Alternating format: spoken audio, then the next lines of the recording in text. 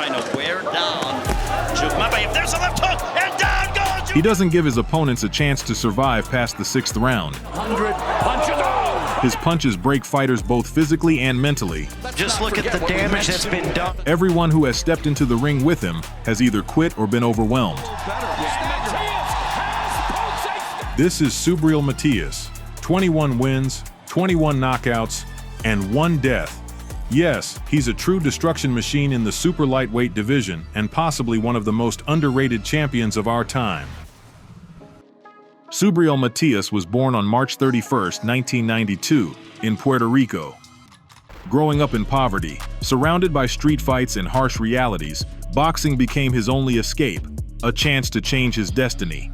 One challenge after the next. It strengthened me mentally that I doubt I'll ever break. He started boxing relatively late, at the age of 16, but within a few years, he became a rising prospect. His amateur career was not remarkable, but his true potential emerged in the professional ranks. In 2015, Matias began his pro career, systematically dismantling opponents one by one. When he turned professional, he faced a tough reality. No major promoters were eager to sign a fighter without an impressive amateur background. But Matias refused to wait. He fought on small boxing shows in Puerto Rico, where the purses were modest, and the opponents were desperate warriors willing to do anything to win. His first real test came in his 4th professional fight against the experienced Jeffrey Fontanez. Many expected Fontanez to give Matias a tough challenge, but Subriel demolished him in just 2 rounds.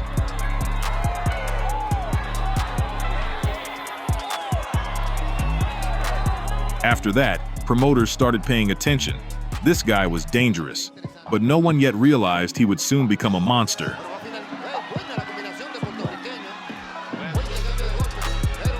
With each new fight, Matias became even more aggressive and ruthless. He wasn't just winning, he was destroying his opponents, breaking them down until they had no choice but to surrender under his relentless pressure. His style was simple, yet devastating. Constant aggression, non-stop punches, and complete disregard for anything coming back at him. After 8 consecutive victories, all by technical knockout, Matias was ready for the next step in his career. I mean, really the devil. He really could turn it over on you and make it just bad for you if you don't have the to make him respect you, and you don't have the to keep him off you. On July 19, 2019, Matias stepped into the ring for a high-stakes fight, an IBF title eliminator in the super lightweight division. His opponent was the undefeated Russian fighter Maxim Dadashev, who held a 13-0 record. For both men, this fight was a defining moment. You can hear a thud. His presence alone is going to start draining. ESPN card, and now Teofimo Lopez gets... Matias showcased his relentless high-pressure style, unloading brutal combinations throughout the bout. It's well said, but nothing that Dadashev has done has been able to discourage Matias to this point. By the 11th round, the situation had become dire for Dadashev, and his corner made the painful decision to stop the fight as their fighter continued to take heavy punishment. Undefeated Dadashev is in a tough spot. Tragedy struck soon after. As Dadashev walked back to the locker room, he collapsed and was rushed to the hospital. On July 23rd, just days later, Maxim Dadashev passed away from the injuries sustained in the fight. The event cast a shadow over Matias's career, but also underscored the devastating power he brings to the ring. After the tragic death of Maxim Dadashev, Subriel Matias found himself at the center of controversy. His victory in the fight, despite being a success, became a nightmare he would never forget. He endured an intense internal struggle. His career faced a tremendous challenge: how to move forward knowing that his punches had cost a man his life. Yet, he chose to return to the ring with even greater determination. On February 15, 2020, in a bout against Argentina's Jonathan Inez, Matias stepped back into the ring. This fight was a moment of recovery and self-reflection.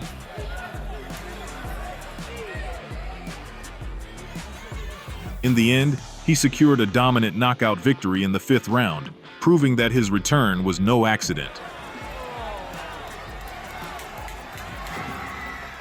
On February 22, 2020, at the MGM Grand in Las Vegas, Matias faced the first major setback of his career. His opponent, Russia's Anand Yan, was seen as a clear underdog, but he displayed remarkable resilience and fighting spirit. Despite Matias's reputation as an undefeated knockout artist, and with odds makers favoring him heavily, 14-1 odds, Anand Yan embraced his underdog role and took a huge risk. Проиграл дважды, а другой не проиграл ни разу и выиграл все свои поединки. У Петроса Ананяна в отличие от соперника. Атака в исполнении Матиаса с обеих рук. Хуки заряжает. From the start, Anand Yan showed he was ready to fight to the bitter end. Либо назад, но по диагонали. Старается давать сдачу, то есть если он пропускает тяжелый удар, он тут же начинает идти вперед, начинает пытаться столкнуть его назад. Despite Matias's relentless aggression, he absorbed the punishment and gradually turned the fight in his favor.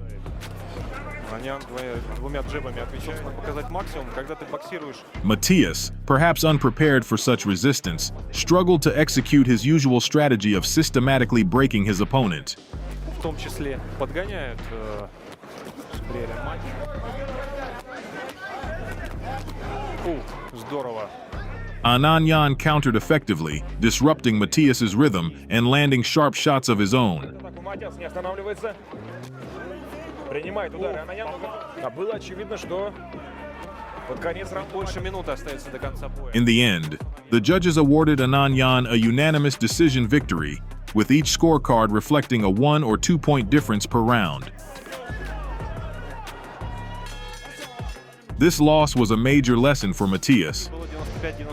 Determined to prove he was still one of the best in his division, Matias returned to the ring against Malik Hawkins. Right now, touch gloves. The bell and round one. The most important thing in this fight. Matias, well, he's averaged a whopping. Oh, right uppercut. From the very first round, Matias displayed his signature aggression, giving Hawkins no breathing room. Yeah, that was against. Wow, he's coming.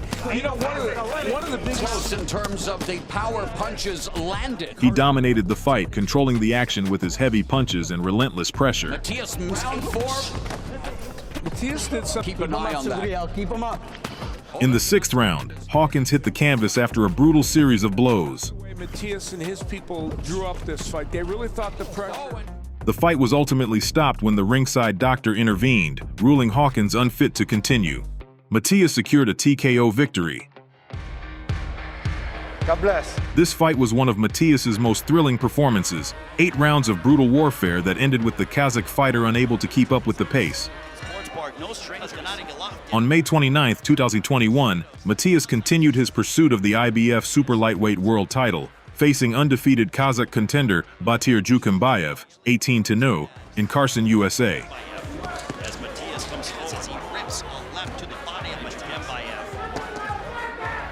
From the opening bell, Matias dictated the pace. His crushing punches and relentless attack put Jukembayev in deep trouble.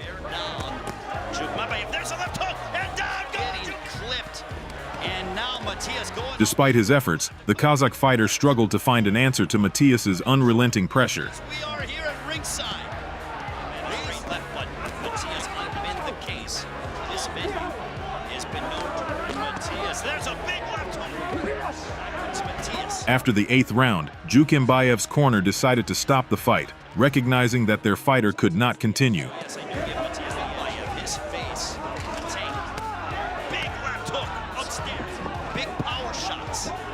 Matias. And that is the This victory earned Matias the mandatory challenger status for the IBF Super Lightweight World title. Got it. Touch up. On January 22, 2022, in Atlantic City, Matias, now the IBF mandatory challenger, faced Petros Ananyan in a highly anticipated rematch. 2 years after his first professional loss, he had the chance to settle the score. Ananyan started the fight with a solid strategy, pressing forward, working well in close range, and preventing Matias from establishing his usual aggressive tempo. The Puerto Rican struggled to penetrate Ananyan's tight defense and sharp counters. His corner, dissatisfied with his early performance, urged him to step up his activity and intensity. The tide shifted in the third round when Matias dragged Ananyan into a slugfest, where his raw power and relentless assault began to take effect.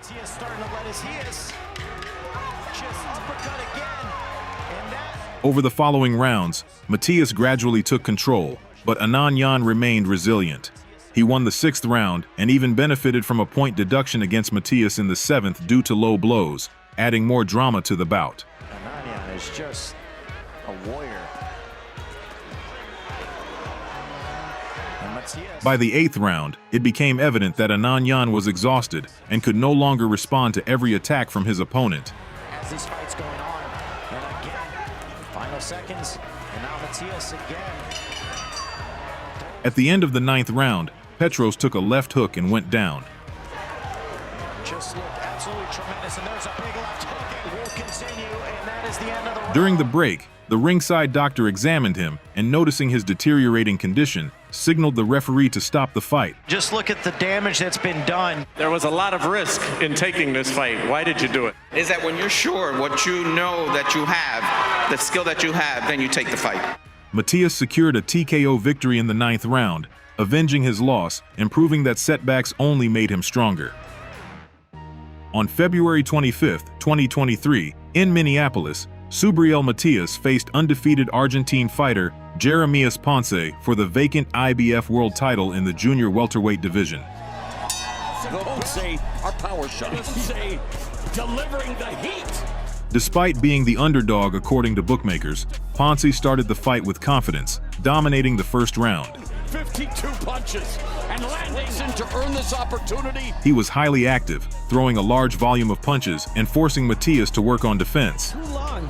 Too much. Coming back with series of left hands. In the second round, realizing he needed to take control, Matias engaged in an aggressive firefight, where he found more success. Yeah, and let's not forget that, neither known for their defensive thing up to the height. Less than a million for Subriel Matias. The third round, however, belonged to Ponce again, as he continued to disrupt Matias's rhythm and avoided reckless exchanges despite showing signs of fatigue. His closest can join twins for the majority of the round. It's not the 2 rebounds, but Ponce has to get back. The fourth round saw both fighters trading blows at close and mid-range, but Matias finished stronger, gaining momentum.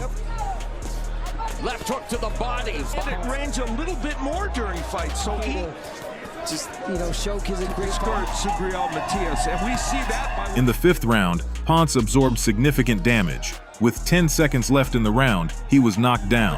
Maybe doing a little better.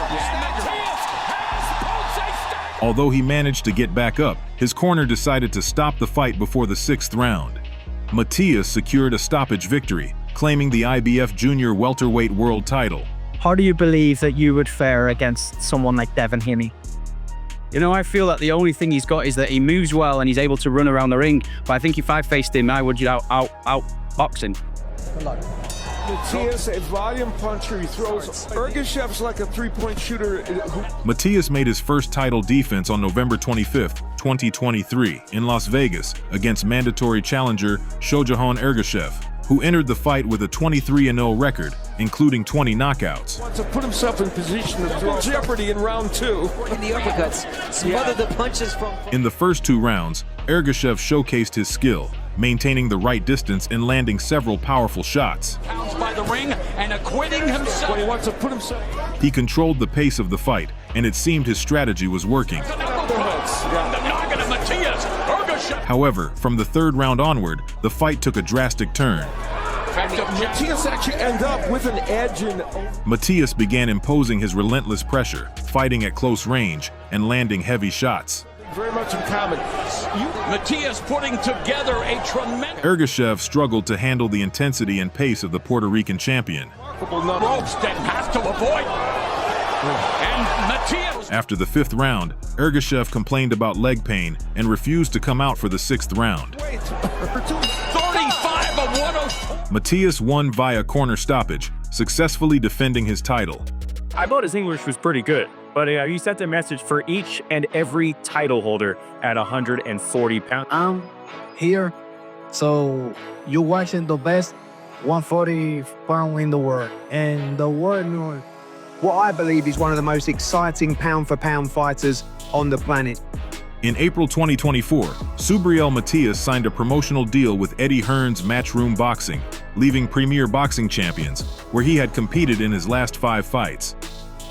On June 15, 2024, in Manatí, Puerto Rico, Subriel Matias lost his world title in a voluntary defense against Australia's Liam Paro. Change it to another gear. That's the one thing. I've got big balls. From the opening seconds, Paro took control of the ring, effectively using his jab and technical skills to disrupt Matias's rhythm. And being active. He's fast-footed. You know, some fighters just like to feel out the power. It's like a hurricane you can see on the radar. As the fight progressed, Matias realized he needed to increase the pressure to regain momentum. Paro's leading with his head. Despite landing a few strong shots and rocking Paro at the end of the 6th round, the Australian fighter withstood the attack. They have that power, and they know that. But I think it is also clear. Matias has never won a decision. As time went on, Matias's endurance began to fade. His pressure became less effective, his punches lost accuracy and power, and his defense grew increasingly sloppy. Decision, everything by knockout. What are you seeing out there? I'm saying a beautiful boxing with Matias? Yes. Yes, I think in the first round. He knocked out. Not once have we seen Liam Paro. The last stand for Matias.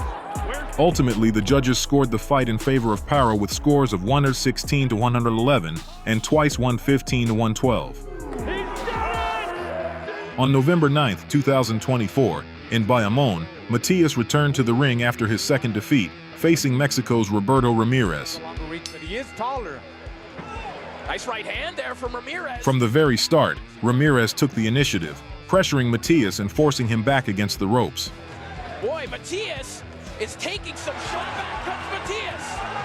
However, in the final moments of the first round, Matias landed a powerful left hook, stunning the Mexican fighter and closing the round in his favor. Moments for Subriel Matias. In the second round, Subriel quickly found his rhythm, applying relentless pressure and giving Ramirez no room to breathe. To get action around than anyone in this division on a high level. Midway through the second round, Matias sent Ramirez to the canvas with a brutal body shot. After a second knockdown, caused by yet another punishing body blow, the referee stepped in and stopped the fight.